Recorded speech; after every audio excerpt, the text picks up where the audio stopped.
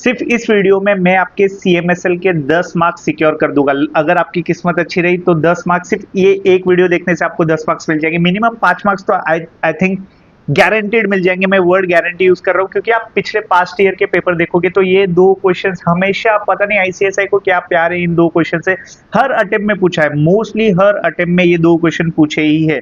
तो 5 मार्क्स तो मैं श्योर बोल रहा हूँ। अगर आपकी किस्मत अच्छी रही तो इस वीडियो देख के आप 10 मार्क्स CMSL में 10 मार्क्स सिक्योर कर लोगे। सो ये इंपॉर्टेंट टॉपिक की सीरीज है। मैं जून 26 तक आप लोगों के साथ में हर दिन में 2 से 3 टॉपिक्स लाऊंगा जिसकी हाई प्रोबेबिलिटी एग्जाम में आने की। तो मैं सब्जेक्ट वाइज नहीं जा रहा हूँ, मैं टॉपिक वाइज जा रहा हूँ। कोई भी 2 से 3 इंपॉर्टेंट टॉपिक उठाऊंगा जिसकी हाई प्रोबेबिलिटी है कि वो एग्जाम में आए, और मैं 10 से 15 मिनट में आऊंगा और आपको वो टॉपिक अच्छे से एक्सप्लेन कर दूंगा। बस आपको सुनना है, मैं बोल रहा हूँ कुछ नहीं करना। नोट्स भैया, ये जो नोट्स है वो कहाँ से मिलेंगे? डिस्क्रिप्शन में एक नंबर दिया है, मोबाइल नंबर दिया है, व्हाट्सएप पे बस मेरे को डाल दो भैया मेरे को ये नोट्स दे दो, मैं आपको नोट सेंड कर दूंगा। ओके, बस कुछ नहीं करना है आपको 10 मार्क्स के लिए, बस ये वीडियो देखना है और आपको CMSL में आई थिंक अगर आपकी किस्मत अच्छी रही तो 10 मार्क्स मिल जाएगा। कंसेप्ट है चैप्टर 12 से टेक ओवर कोर्स से एंटरप्राइज वैल्यू। अभी अगर आप मॉड्यूल में देखोगे तो इतना, बस इतना सा दिया है एंटरप्राइज वैल्यू पे, और उस पे ICSI ने ऑलमोस्ट हर अटेम्प्ट में एक क्वेश्चन पूछा है। तो भैया एंटरप्राइज वैल्यू है क्या? एक बार मेरे को हमको ऐसा कंसेप्ट सिखा दो कि अभी के बाद अगर हमने सीधा एग्जाम में भी आए जून 26 तक हमको टेंशन बार बार पढ़ने की गरज ना पड़े, इस हिसाब से सिखा दो। देखो एंटरप्राइज वैल्यू क्या है? अगर आज आपको एक कंपनी बाय करनी है, एंटरप्राइज वैल्यू नाम से भाई मेरे को इस कंपनी के को कितना पैसा देना पड़ेगा कि मैं ये पूरी की पूरी कंपनी खरीद लूं, बस उसको ही क्या बोलते हैं? Enterprise value. तो देखो, think of enterprise value as the true cost to buy the entire business, not just its share। Share को बाय करना है तो क्या करना पड़ेगा? Total number of share into share price, उससे क्या मिल जाएगा आपको? मार्केट कैप मिल जाएगा। तो एंटरप्राइज वैल्यू के अंदर मार्केट कैप आता ही है। आप मार्केट कैप शेयर बाय कर रहे हो प्लस, तो देखो इसका क्या है? You pay the shareholder, market cap आ गया। You take over its loan, तो डेट आ गया। You owe minority shareholder, तो माइनॉरिटी इंटरेस्ट आ गया। प्रेफरेंस शेयर होल्डर है तो उसको भी ले लिया। प्लस अगर आपने पूरा कंपनी बाय कर लिया तो उस कंपनी के अंदर जो कैश आ रहा है, जो कुछ कैश बच रहा है, उसको आप माइनस कर दो, क्योंकि वो कॉस्ट नहीं गिने जाएंगे ना। फॉर एग्जाम्पल आपने एक घर खरीदा, ओके, उसके उस 1 लाख का घर खरीदा, बट उस घर के अंदर 10,000 का कैश था, तो आपको एक्चुअल कॉस्ट क्या पड़ी उस घर की? 1 लाख जो आपने दिए और उस घर के अंदर 10,000 कैश पड़ा हुआ था, तो माइनस 10 के कर दो तो कितना बचा? 90 के। तो लॉजिक क्या है? वो हम cash and cash equivalent minus क्यों करते? क्योंकि जब आप वो घर खरीद रहे हो 1 लाख रुपए में, फॉर एग्जांपल कोई खेत बेचा, उस खेत में 3-4 बनियान के ट्रीज थे, उसको वो बनियान के ट्रीज 10-10 हजार रुपए के थे, तो मैंने 1 लाख में खेत खरीदा, बट वो बनियान ट्रीज 10,000 के थे, जो कि मेरे को पता है मैं कभी भी बेचूंगा तो मेरे को वो 30,000 रुपए मिल जाएगी या 10,000 रुपए मिल जाएगी। तो जो कॉस्ट मैंने दी, और वो बनियान ट्री फॉर एग्जाम्पल जो भी उसके अंदर कुछ मेरे को मिल गया, कुछ कैटल्स मिल गई, 2-3 बकरियां मिल गई, वो कॉस्ट, वो तो मेरा कॉस्ट नहीं है, वो माइनस हो जाएगा। वैसे अगर आप कोई बिजनेस खरीद रहे हो तो उस बिजनेस में जो कैश पड़ा है, तो इसलिए हम कैश को माइनस करते हैं। लॉजिक समझा? ओके, एक बार और देखो, अच्छे से फॉर्मूला समझ लो। एंटरप्राइज वैल्यू का क्या है? अभी आप सोचो मेरे को कंपनी खरीदना है तो मेरे को सारे शेयर होल्डर्स को पैसा देना पड़ेगा, शेयर होल्डर्स को सारे पैसा देना है। तो आज का शेयर प्राइस क्या चल रहा है? Total number of share, total number of share, और आज का शेयर प्राइस क्या चल रहा है इनटू शेयर प्राइस, इसको ही मार्केट कैप बोलते हैं। मार्केट कैप का फॉर्मूला सिखा दिया मैंने आपको। मार्केट कैप क्या रहता है? Total number of share into share price. ये तो सारे शेयर होल्डर चुक गए। अब उधारी वाले आए, डेट होल्डर्स आए, भैया लोन वाले आए, बैंक्स आए, इनको भी चुका दो, डेट को चुका दिया। माइनॉरिटी इंटरेस्ट आया। माइनॉरिटी इंटरेस्ट क्या रहता है? इस कंपनी की कोई सब्सिडरी थी, उसमें इस कंपनी का 80% शेयर था, 80% तो खुद का था, जो कि आपने पूरा शेयर होल्डिंग ओन कर लिया तो आ गया, लेकिन 20% वो माइनॉरिटी का था, तो उनको भी पैसा दे दो, माइनॉरिटी इंटरेस्ट आ गया। प्रेफरेंस शेयर होल्डर होगा, उसको भी दे दो। माइनस कर दो क्या? Cash and cash equivalent. 5 minute में आपको पूरा ईवी सिखा दिया। एंटरप्राइज वैल्यू कुछ नहीं। अगर एंटरप्राइज वैल्यू, अगर मेरे को आज एक कंपनी बाय करनी है तो मेरे को किसको पैसा देना पड़ेगा? शेयर होल्डर को। शेयर होल्डर, सारे शेयर होल्डर्स को देना पड़ेगा। That means total number of share hold, total number of shares into share price, market cap plus debt plus minority interest, कोई प्रेफरेंस शेयर होगा तो उसको दे दो, minus cash and cash equivalent. Concept समझ गया तो आपको याद करने की जरूरत नहीं है। पूरी कंपनी बाय कर रहा हूं तो सारे जो भी कर्जा है वो भी देना पड़ेगा, शेयर होल्डर्स को भी देना पड़ेगा। शेयर होल्डर्स को ही मतलब शेयर होल्डर्स को पैसा देना है, मतलब सारे share, number of shares into share price, उसी को मार्केट कैप बोलते हैं। जी हाँ, तो enterprise value is equal to market cap plus debt plus minority interest plus preference shareholder, और माइनस करनी है कोई चीज। अगर मेरे को सारा मिल गया, उस कंपनी के बैंक में कुछ पैसा रहेगा वो तो अब मेरा हो गया ना, तो वो तो मेरे कॉस्ट में से माइनस हो जाएगा, minus cash and cash equivalent is equal to enterprise value. तो देखो नोट्स पे भी वही लिखा है। Okay, if you want to buy a company, you pay the shareholder is equal to market cap. You take over its loan, debt हो गया. You owe minority shareholder minority interest. You must honor special investor preference shareholder को दीजिए. But you also get the cash, so you subtract it. Okay, what is the net amount I actually need to pay to own the business? Okay, EV का formula हो गया market cap. देखो bracket में मैंने क्या लिखा है, not equity share capital. तो एग्जामिनर ट्विस्ट डालने के लिए क्या लिख देगा, इक्विटी शेयर कैपिटल है 1,00,000 रुपए का। ओके, वो 10 rupees face value into 10,000 shares है, 10 रुपीज के फेस वैल्यू में 1,00,000। बट अपने को इक्विटी शेयर कैपिटल नहीं लेना है, अपने को मार्केट कैप लेना है। ये बात याद रखना, यही ट्विस्ट है इसमें। इसी पिछला या आई थिंक दिसंबर 25 में ऐसा ही क्वेश्चन आया था, उसमें इक्विटी शेयर कैपिटल दिया था और लास्ट में उन्होंने मार्केट कैप लिखा था।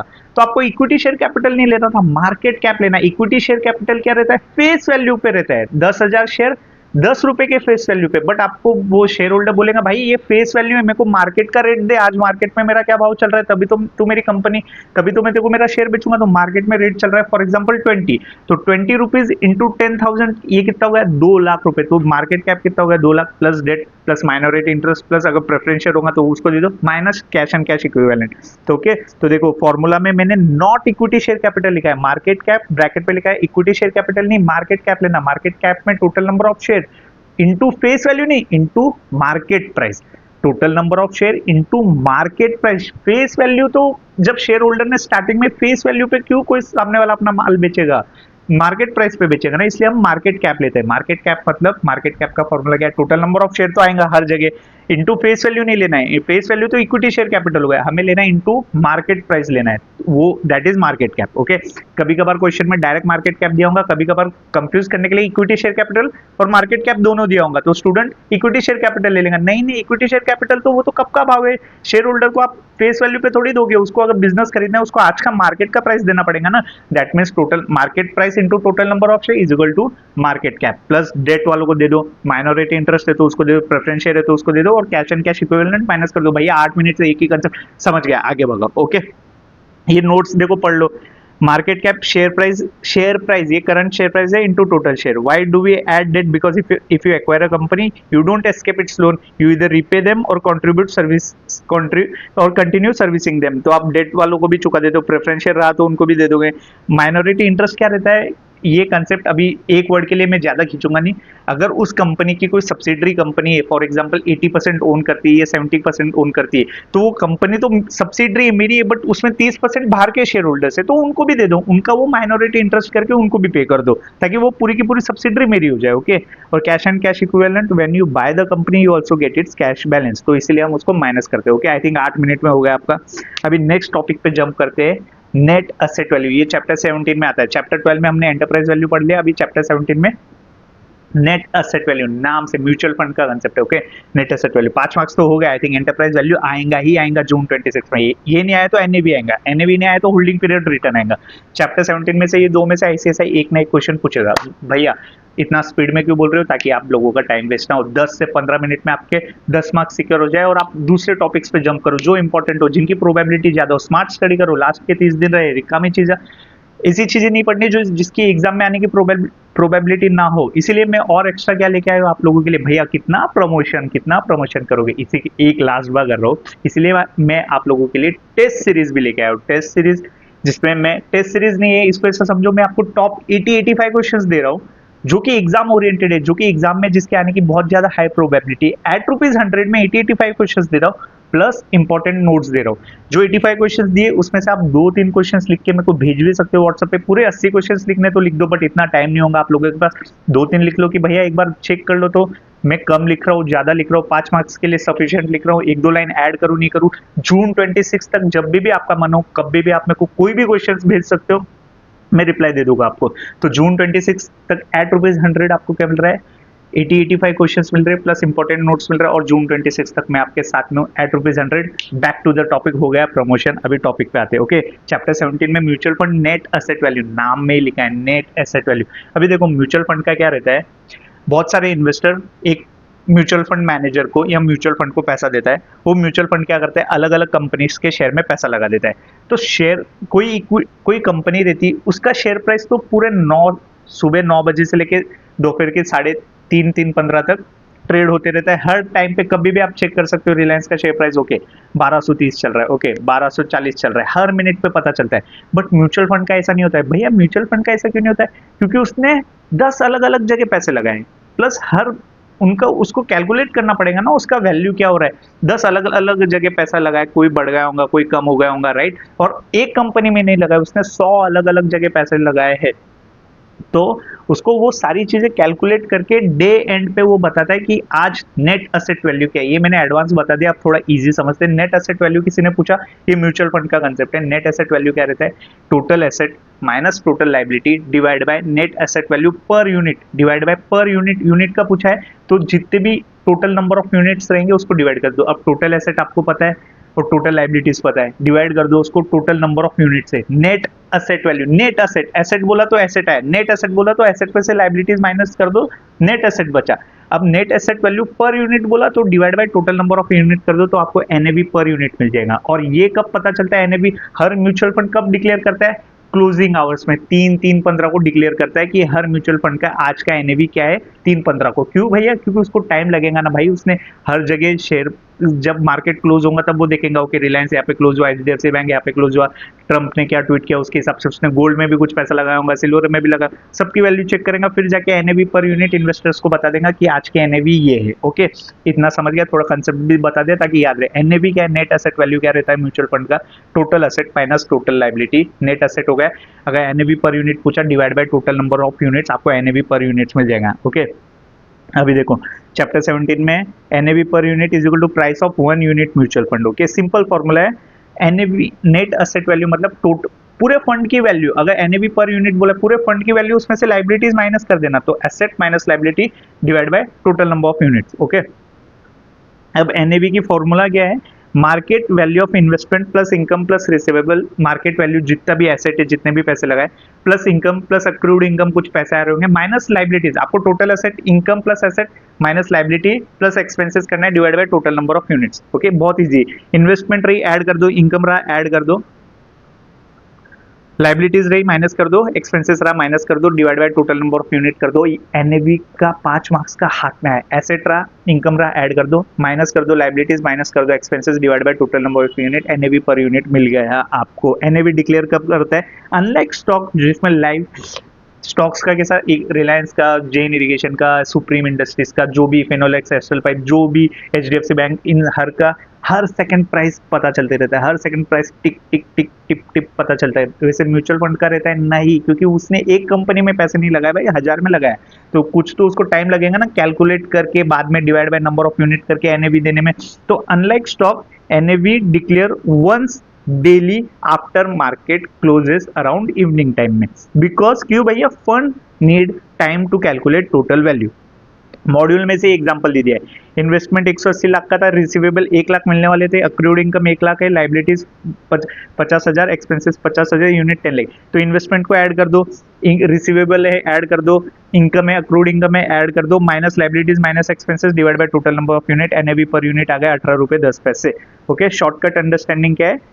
ओके, ये तो इजी है। और दूसरा एग्जांपल थोड़ा डिटेल है। इसने कंपनी की शेयर प्राइस दे दी कि 20 रुपए में इतना शेयर खरीदा, 300 रुपए में इतना शेयर खरीदे। ओके, उसको ऐड कर दो। ये भी मॉड्यूल में से ही डाला है मैंने आपके अंडरस्टैंडिंग के लिए। ओके, तो इजी है। एक्सपेंसेस और लाइबिलिटीज माइनस कर दो, वो टोटल इन्वेस्टमेंट में से एक्सपेंसेस लाइबिलिटीज माइनस कर दो, divide by total number of unit कर दो। अगेन एनएवी आ गया। बहुत ही सिंपल है। इसमें एक फ्रंट एंड लोड और बैक एंड लोड वाला भी मैं सिखा दूं। भैया वो भी सिखा रहे हो? वो तो हमें आज तक किसी ने ठीक से समझाया नहीं, मैं समझा दूंगा फ्रंट एंड लोड और बैक एंड लोड। बट अभी के लिए उसको एक बार स्किप करता हूँ। होल्डिंग पीरियड रिटर्न में आते हैं। होल्डिंग पीरियड रिटर्न क्या है? कुछ नहीं, एनएवी एंटरप्राइज वैल्यू समझ गया, रिवाइज करवा दो भैया। 5 थोड़ा टाइम एक्स्ट्रा लगेगा। एंटरप्राइज वैल्यू मतलब मेरे को आज ही एक कंपनी खरीदनी है, मेरे को उसकी पूरी की पूरी वैल्यू बता दे, तो मेरे को शेयर होल्डर को पैसा देना पड़ेगा। फेस वैल्यू दूंगा या मार्केट कैप दूंगा? मार्केट कैप दूंगा। मार्केट कैप मतलब करंट मार्केट प्राइस, तो current market price into total number of share, that is market cap, plus debt चुका दूंगा, प्लस प्रेफरेंस शेयर होगा तो उसको दे दूंगा, माइनॉरिटी इंटरेस्ट होगा तो उसको दे दूंगा, कोई सब्सिडरी में कुछ 20% किसी का शेयर होल्डिंग होगा उसको देके चुकता करूंगा, माइनस कर दूंगा, कैश एंड कैश इक्विवेलेंट, मुझे एंटरप्राइज वैल्यू मिल गया। ओके, अभी क्या सीखा, एनएवी सीखा, asset, total asset plus income पूरा value minus liability minus expenses divide by number of unit, NAV हो गया। ओके, दो कंसेप्ट हो गए, ये 5-5 मार्क्स के हो गए। अभी अभी थोड़ा एक्स्ट्रा बता रहा हूँ, इसमें front end load back end load भी सिखाऊंगा आपको, बट अभी होल्डिंग पीरियड रिटर्न ये भी आ जाता है कभी कभार 5 मार्क्स के लिए। होल्डिंग पीरियड रिटर्न नाम में लिखा है होल्डिंग पीरियड रिटर्न, कितना इसमें कुछ नहीं, आपको percentage wise holding return calculate करना है। कोई भी शेयर लिया, कोई शेयर लिया, फॉर एग्जांपल मैंने 100 रुपए में कोई शेयर लिया, उस पर मेरे को 10 रुपए मिला डिविडेंड, और वो 100 रुपए का शेयर हो गया 110 रुपए का। तो 100 रुपए की चीज 110 की होगी, तो 10 रुपए मेरा गेन हुआ। रिटर्न पूछ रहे, रिटर्न मतलब कितना कमाया, होल्डिंग पीरियड रिटर्न, तूने उस चीज में कितना कमाया, रिटर्न मतलब कितना कमाया भाई, तेरा गेन्स कितना है। तो 100 रुपए की चीज हो गई 110, तो मेरे को 10 रुपए मिल गए, प्लस मेरे को 10 रुपए का डिविडेंड मिला, तो टोटल कितना हुआ 10 रुपए। प्राइस चेंज हुई 100 की 110 पॉजिटिव प्राइस चेंज हुई, तो प्लस 10 रुपीज, प्लस डिविडेंड मिला 10 रुपए का, तो प्लस 10 20 रुपीज डिवाइड बाय क्या, मैंने कितने पैसे लगाए थे, मेरे को रिटर्न कैलकुलेट करना है, तो 100 रुपए लगाए थे, 20 डिवाइड बाय 100 इंटू 100 20 रुपए, 20% मेरा क्या आ गया, रिटर्न आ गया। होल्डिंग पीरियड रिटर्न समझा, कुछ नहीं, देखो JAP holding period return means the total profit or loss you earn from an investment during the period you hold it, during the time you hold it. It includes income या price change. Income मतलब dividend या interest मिला होगा, किसी bond में लगाए होंगे तो इंटरेस्ट मिला होगा, और प्राइस चेंज 100 रुपए की चीज अगर फॉर एग्जांपल उल्टा भी हो सकता है, 100 रुपए पे लगाया 90 रुपए हो गया, माइनस हो गया। ओके, तो समझो 100 रुपए लगाया था, माइनस हो गया 10 रुपए, और मेरे को 20 रुपए का डिविडेंड मिला, तो डिविडेंड 20 का मिला, लेकिन ये माइनस हो गया 10 रुपए, तो 20 में से 10 माइनस कर दूंगा, मेरा गेन कितना है 10 रुपए का। मैंने लगाए कितने थे 100 रुपए, तो 10 divide by 100 into 100 divide by 100 क्यों कर रहा हूँ, क्या बोलते हैं, मैंने 100 रुपए लगाए थे, इंटू 100 क्यों कर रहा हूँ, क्योंकि परसेंट रिटर्न पूछ रहा है, परसेंटेज वाइज में कितना रिटर्न हुआ। ओके, इजी है, समझ गया आपको। होल्डिंग पीरियड रिटर्न नहीं समझा, कोई भी फॉर एग्जाम्पल मैंने कोई शेयर लिया 200 रुपए में, ओके, मेरे को उसमें डिविड एक साल में, एक साल का है, इसमें टाइम वैल्यू कुछ नहीं, इसमें होल्डिंग पीरियड रिटर्न में परसेंटेज में रिटर्न बताना है, परसेंटेज में। 200 रुपए में शेयर लिया, वो 240 हो गया, तो मेरे को गेन कितना हुआ, 200 का 240 हो गया, तो मेरे को 40 रुपए मिले। और उसने क्या किया, 20 रुपए मेरे को डिविडेंड दे दिया, तो 40 प्लस 20 तो कितना हो गया भैया, 60 रुपए आपका गेन चल रहा है, ये रिटर्न पूछ रहा है। और तूने लगाए कितने थे 200 रुपए, तो 40 200 का 240 हुआ, तो 40 प्लस 20 रुपए डिविडेंड मिला, तो 40 प्लस 20 60 डिवाइड बाय 200 इंटू 100, तो कितना हुआ भैया, भैया आप बताओ, 30% हुआ भाई, 30% का गेन हो गया, कैलकुलेट पे कर लो, 30% हो गया। ओके, 60 रुपए का। नाउ एक्सपेंस रेशियो में आपको सिखा दूंगा, एकदम इजी है। तो अब भी अगर आपको अब भी वीडियो बंद करना है आप कर सकते हो। आई थिंक इसमें ही आपका कंसेप्ट क्या क्या सिखा दिया मैंने, holding period return, NAV per unit और एंटरप्राइज वैल्यू, ये 3 कंसेप्ट मोर देन इनफ है आपको 10 मार्क्स सिक्योर करने के लिए। गारंटी वर्ड यूज करो भैया, दम है तो गारंटी बोलो, गारंटी नहीं बोल सकता, बट अगर आप लकी रहे 5 मार्क्स तो आई एम श्योर कि आ जाएंगे यहाँ तक। 5 मार्क्स का एंटरप्राइज वैल्यू से पूछेगा, आईसीएसआई या होल्डिंग पीरियड रिटर्न या एनएवी से 5 मार्क्स। अगर आपकी किस्मत अच्छी रही, जैसा दिसंबर 25 वालों के स्टूडेंट की किस्मत अच्छी रही, तो आपको 10 मार्क्स तो यहाँ से ही मिल जाएंगे ये 15-20 मिनट के वीडियो में। नेक्स्ट टॉपिक और एक पॉइंट कवर करवा देता हूँ, एक्सपेंस रेशियो। एक्सपेंस रेशियो अभी इसी नोट से पढ़ लेना भैया, ये नोट्स कहाँ से मिलेगी एक्सपेंस, ये नोट्स मेरे को बस डीएम कर दो व्हाट्सएप पे, नोट्स दे दूंगा। और आपको 80-85 क्वेश्चन चाहिए भैया, ताकि मेरे को 10 मार्क्स से थोड़ी ना मैं पास हो जाऊंगा। अगर मेरे को 50 स्कोर करना है, 60 स्कोर करना है, तो मैंने टॉप 80-85 क्वेश्चंस बनाए जिसकी हाई प्रोबेबिलिटी एग्जाम में आने की। केस स्टडी बेस है, डायरेक्ट क्वेश्चन है, केस स्टडी बेस बनाए, जैसे आईसीएसआई पूछता है, आईसीएसआई की एग्जाम की स्टाइल से मैं 1-2 क्वेश्चन के दिखा भी दे रहा हूँ, कैसे केस स्टडी बेस्ड क्वेश्चन पूछ रहा हूँ मैं। 80-85 क्वेश्चन एट ₹100 आपको 85 क्वेश्चन दे रहा हूँ, प्लस नोट्स दे रहा हूँ, और ऐसे नोट्स, इंपॉर्टेंट नोट्स जो कि मेरे को लग रहे आ सकते एग्जाम में, वो इंपॉर्टेंट नोट्स दे रहा हूँ। प्लस जून 26 तक मैं आपके साथ हूँ। कोई भी एक क्वेश्चन लिखा, 5 क्वेश्चन लिखे, 10 क्वेश्चन लिखे, पूरे 80-85 क्वेश्चन लिख दिया, आप मेरे को भेज दो, मैं आपको चेक करके जून 26 तक मैं आपके साथ में हूँ। एट ₹100 CMSL में हमें 60 स्कोर करना है भैया। एक्सपेंस रेशियो बता दो, नथिंग बट कोई भी म्यूचुअल फंड मैनेजर को, म्यूचुअल फंड को, उसका म्यूचुअल फंड चलाने के लिए जो पैसा लगेगा उसको ही क्या बोलते हैं, एक्सपेंस रेशियो। ये परसेंटेज में काउंट होता है। एक्सपेंस रेशियो मतलब कुछ नहीं, म्यूचुअल फंड को चलाने का खर्चा। इसमें क्या क्या आता है, fees paid to service provider like trustee, RTA, asset management expenses, commission paid to distributor, जो म्यूचुअल फंड बेचते हैं उनको भी पैसा देना पड़ेगा डिस्ट्रीब्यूटर को। Okay, listing fees, depository fees, service tax, इन सारे खर्चों को हम एक्सपेंस रेशियो बोलते हैं। भैया ये खर्चा किस पे से माइनस हो जाता है, ये जो आपकी एनएवी आ रही है ना पर यूनिट, उसमें देखा है हमने सारे इनकम ऐड करते हैं, एसेट ऐड करते हैं, माइनस लाइबिलिटीज माइनस एक्सपेंसेस, तो वो एक्सपेंसेस ऑलरेडी इसमें से कट के एनएवी आ रहा है। तो भैया ये एक्सपेंस रेशियो ऑलरेडी एनएवी में कटा हुआ है, ऑलरेडी एडजस्टेड है। ये मेन बात थी एक्सपेंस रेशियो में, मेन बात क्या थी कि जो एनएवी उसमें से ऑलरेडी वो एक्सपेंस रेशियो कट के आ रहा है। एनएवी काउंट करते वक्त हमने क्या किया था, add income, add all the asset, add minus subtract all the liabilities, subtract all the expenses whatever you paid to distributors, to listing fees, to RTA, to broker, जिसको भी बेचा, जिसको भी दिए होंगे, वो एक्सपेंसेस माइनस करने के बाद जो आ रहा है वो आपका एनएवी। मतलब एक्सपेंस रेशियो में, एक्सपेंस रेशियो ऑलरेडी जो कट हो चुका है एनएवी से, जो एनएवी आई है वो उसमें एक्सपेंस रेशियो ऑलरेडी कट हो चुका है। एक कॉल आ रहा है। सो आई थिंक एक्सपेंस रेशियो अभी तक क्लियर हो गया। कुछ नहीं, म्यूचुअल फंड को रन करने का खर्चा और ये एनएवी से ऑलरेडी माइनस करने के बाद ही एनएवी आता है, तो इतना समझ गए, वही लिखा हुआ है। देखो पॉइंट नंबर 2 पढ़ो। In short expense ratio is the cost of running and managing a mutual fund which is charge to the scheme. और एक्सपेंस रेशियो को हम कैसे डिनोट करते हैं, परसेंटेज में। Expense ratio is calculated as a percentage of the schemes NAV. Okay, the daily NAV of a mutual fund is disclosed after deducting the expenses. मतलब NAV से NAV कब disclose करती है, उसमें से एक्सपेंस रेशियो डिडक्ट करने के बाद ही NAV को हम डिस्क्लोज करते हैं, क्योंकि NAV का फॉर्मूला ही पढ़ा था ना, उसमें से एक्सपेंस हटा देते हैं, तो जो NAV आते हैं उसमें से एक्सपेंस रेशियो ऑलरेडी माइनस होता है। और एक्सपेंस रेशियो को हम कैसे डिनोट करते हैं, as a percentage of what NAV।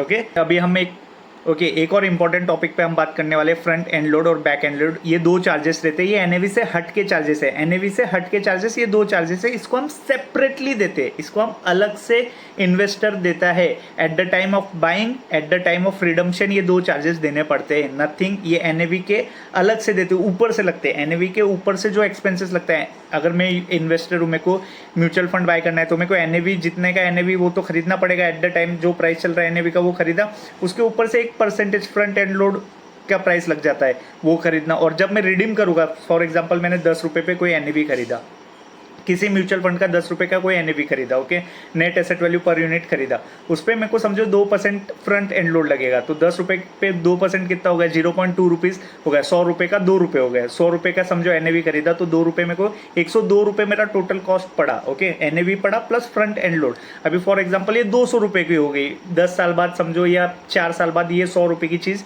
100 रुपये का NAV 200 रुपये हो गया, ओके। तो अब eight the time of redemption भी मेरे को बैक एंड लोड देना पड़ेगा। रिडम्पशन के टाइम पे समझो मेरे को इसको 200 रुपये पे समझो चार्जेस देने पड़ेंगे। For example eight the time of redemption मेरे को 3% का बैक एंड लोड देना पड़ेगा, तो ये NAV पे अलग से चार्ज होगा, ओके। तो वही लिखा है, NAV include expense ratio. NAV में तो एक्सपेंस रेशियो ऑलरेडी इंक्लूड रहता है, but exclude entry and exit load which are charge separately at the time of purchase and redemption. Front end load entry load रहता है, charge when you buy the unit, increase purchase price, आपका purchase price बढ़ जाता है, okay, you pay more than NAV। Back end load exit load रहता है, charge when you redeem unit. कितने simple language में लिखता है, कब चार्ज होता है, जब आप रिडीम करते हो यूनिट्स को। रिड्यूसेस अमाउंट यू रिसीव, जो अमाउंट आपको मिलने वाली रहती है उससे कम हो जाता है, क्योंकि आपका ये एंड लोड का खर्चा लग जाता है, ओके। आई थिंक बेस्ट आपके 5 से 10 मार्क्स मैंने सिक्योर करवा दिए। और अगर आपको CMSL की टेस्ट सीरीज लेनी है, not a test series, top 80-85 questions लेने जिसकी हाई प्रोबेबिलिटी एग्जाम में आने की, एट ₹100 आप ले सकते हो, प्लस इंपॉर्टेंट नोट्स दे रहा हूँ, प्लस जून 26 तक मैं आपके साथ में हूँ। 1 क्वेश्चन लिखा है, 2 क्वेश्चन लिखा है, मेरे को भेज दो, मैं चेक करके बता दूंगा सही है गलत है, कहाँ पे 1 लाइन एक्स्ट्रा लिखी, कहाँ गलत लिखा, राइट। ये सारा आपको एट ₹100 जून 26 तक मैं आप लोगों के साथ में हूँ, ओके, बाय।